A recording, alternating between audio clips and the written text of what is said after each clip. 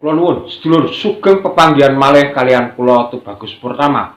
Rahayu rahayu rahayu ingkang sami pinanggih.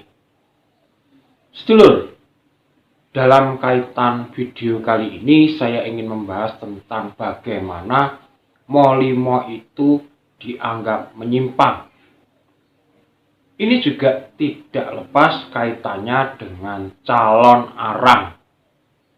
Siapakah Nyai calon arang itu, dan benarkah Nyai calon arang itu merupakan tokoh historis dari kerajaan Daha di era pemerintahan Raja Airlangga?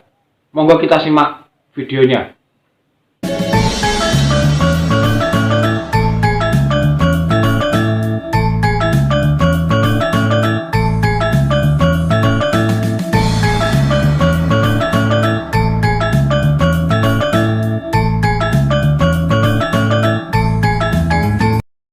Baik sedulur, kalau kita melihat ke Bali, itu tentunya ada Rangda calon arang. Dengan leaknya, dengan rangdanya, dan sekarang masih banyak yang memakai aliran dari Tantra calon arang, atau yang disebut Tantra Kiri.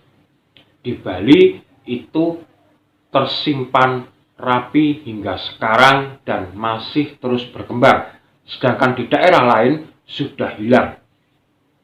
Kita kembali lagi ke calon arang, bahwa calon arang ini berasal dari Jawa, dari desa Girah yang hidup di awal abad 11 di era pemerintahan Raja Airlangga. Jadi disebutkan ada desa Girah di pinggiran kerajaan Airlangga. Ada seorang wanita cantik atau janda cantik yang mempunyai anak bernama Ratna Manggali. Karena janda cantik ini dikenal dengan sebutan Raja Teluh yang ampuh, maka tidak ada seorang pun yang berani melamar. Karena tidak ada yang berani melamar putrinya, maka janda ini marah, sehingga mengadakan persembahan kepada Dewi Durga untuk meminta pagebluk atau bencana yang diturunkan ke kerajaan Daha. Nah, dari sana Raja Airlangga yang mendengarkan dari telik sandi yang dikirimkan berusaha untuk membunuh calon arang, namun kenyataannya tidak mampu. Setelah tidak mampu, maka Raja Airlangga ini memohon bantuan Empu Barada. Oleh Empu Barada diberi siasat, yaitu menikahkan anaknya Empu Bahula dengan Ratna Manggali. Setelah terjadinya pernikahan, maka melalui Empu Bahula, Ratna Manggali diminta untuk mengambil kitab yang diajarkan oleh ibunya. Kemudian setelah dipelajari oleh Empu Barada, kitab itu ternyata kitab Tantra aliran Kiri, yang sebetulnya penuh dengan ajaran kasih sayang juga, namun disalahgunakan oleh Nyai calon arang untuk bertindak yang buruk.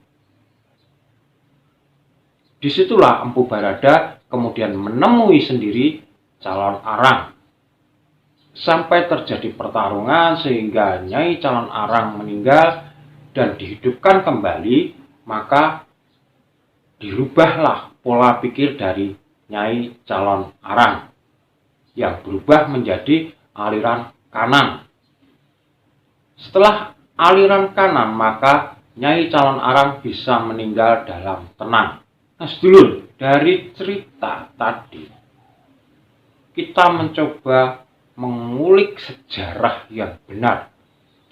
Karena kita mendatangi desa Girah atau Gurah, itu berasal dari rambut girah, itu tidak ada peninggalan yang menyatakan ada nama Nyai Calon Arang. Yang ada hanya tumpukan-tumpukan batu bekas pemujaan. Kemudian kita melihat dari prasasti Worawari, di situ juga tidak menyebutkan adanya nama Calon Arang, hanya menyebutkan Empu Barada yang membelah Jawa. Kemudian ada juga dari kitab di era Majapahit yang menyebutkan adanya Ratu Mahendradatta, yaitu keturunan dari kerajaan Medang yang mempunyai kekuatan sangat luar biasa. Nah, apakah Ratu Calon Arang ini sama dengan Ratu Mahendradatta? Kita juga belum fix atau belum kuat untuk membuktikan kebenarannya. Nah, kemudian kalau kita melihat dari Serat Calon Arang, ini lebih jauh lagi karena ini dibuat pada Majapahit akhir. Majapahit akhir menjelang keruntuhan Majapahit. Di situ juga kita ketahui ada kejadian apa di saat Majapahit akhir. Ada yang membuat Serat Lontar Calon Arang. Nah, apakah itu bisa dibuktikan kebenarannya? Maka tidak bisa. Dan kalau kita melihat bahwa cerita ini hampir sama dengan cerita-cerita yang terjadi di Jawa, yang dituturkan turun-temurun. Nah, demikian ini memang cerita-cerita yang banyak disuguhkan bagi kita, anak cucu dari keturunan leluhur Jawa. Maka dari itu, kita sebagai anak cucu jangan menerima apa adanya cerita itu, tapi kita harus mengoreksi, kita harus meneliti kebenaran dari cerita itu. Nah, dari cerita Calon Arang ini, saya memperoleh kebenaran dari sahabat-sahabat saya yang berada di Kediri, maupun berada di Malang, maupun berada di Bali, bahwa Calon Arang ini merupakan simbol dari ajaran Tantra yang berpusat di Gundalini. Karena kalau ajaran Tantra ini ada dua, yaitu Gundalini dan Sahasra.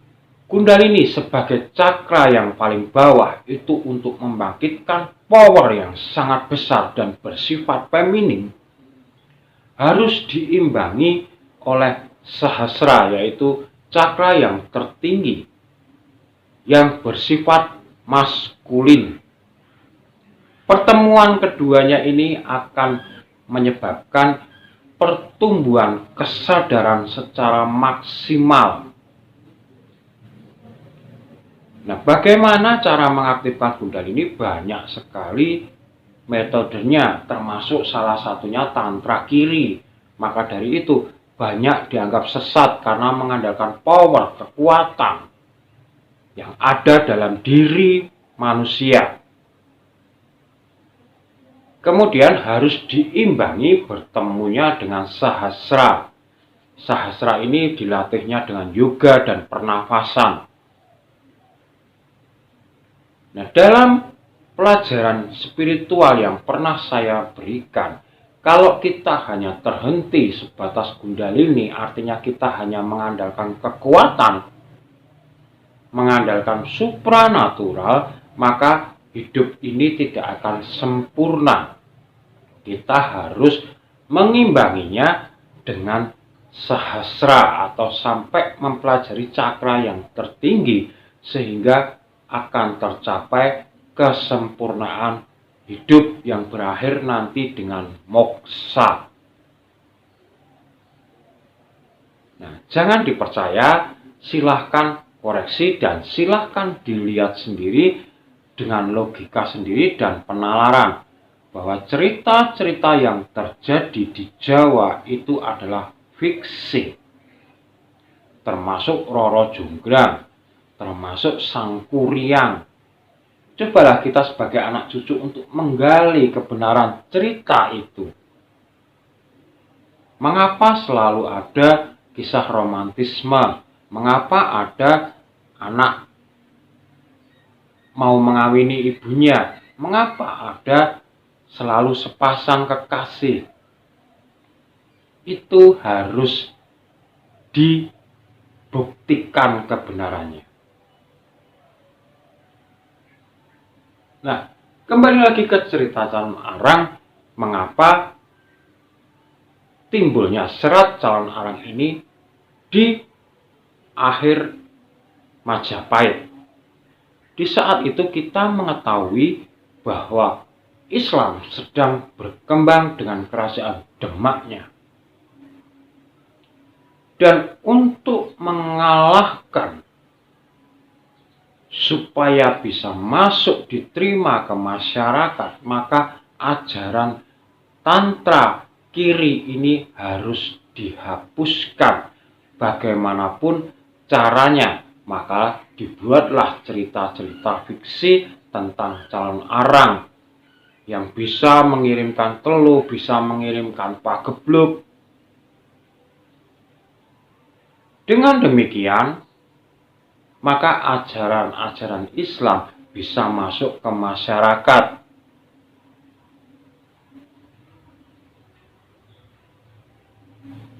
Nah, inilah dasar saya di video Molimo. Saya menyebutkan bahwa ajaran ini disimpangkan sehingga sangat ditolak oleh ajaran-ajaran dari Wali Songo. Padahal kalau kita melihat ajaran leluhur Jawa itu harus tuntas dari Kundalini sampai ke Sahasra. Dan politik ini sebetulnya tidak hanya berhenti di akhir abad ke-16 atau di akhir kerajaan Majapahit. Di abad yang belum lama pun kita sendiri masih mengalami. Masih ingatkah sedulur tentang kejadian 98? Pembantaian dukun santet di Banyuwangi. Itu juga merupakan politik untuk menghilangkan ajaran asli Nusantara. Bagaimana itu bisa terjadi? Silahkan panjenengan mencari buku-buku referensi tentang pembantaian dukun oleh ninja di Banyuwangi yang terjadi di tahun 98 sampai dengan 99. Baik, demikian sedulur. Kalau ada salah kata saya mohon maaf yang sebesar-besarnya. Dan tetap terus dukung channel ini agar dapat berkembang. Dan akhir kata, saya Tubagus Purnama dari Yogyakarta mengucapkan Rahayu, Rahayu, Rahayu. Matur nuwun.